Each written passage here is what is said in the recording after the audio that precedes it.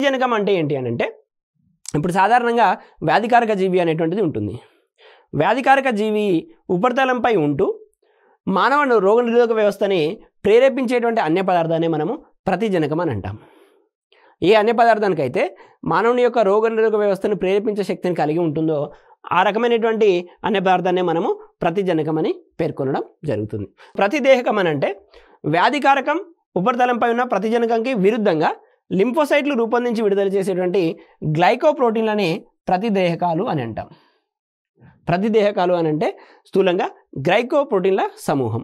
ఈ గ్లైకోప్రోటీన్లని ఎవరు ఉత్పత్తి చేస్తున్నారంటే లింఫోసైట్లు ఉత్పత్తి చేస్తున్నాయి.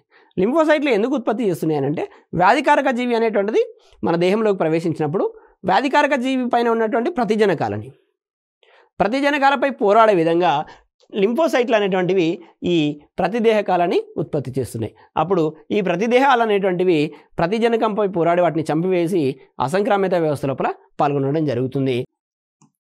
యాంటీబాడీ అనగా ప్రతిదేహము, యాంటీజన్ అనగా ప్రతిజనకము. ఈ యాంటీబాడీ లేదా ప్రతిదేహకాల కారణంగానే అసంక్రామిత వ్యవస్థ అనేటువంటిది కొనసాగుతుంది.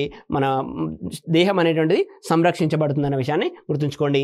యాంటీజన్ అనేటువంటిది బయట నుంచి మన శరీరంలోకి ప్రవేశించేటువంటి వ్యాధికారక జీవి ఉపరితలం పైన ఉండేటువంటి అన్య పదార్థం యాంటీజన్.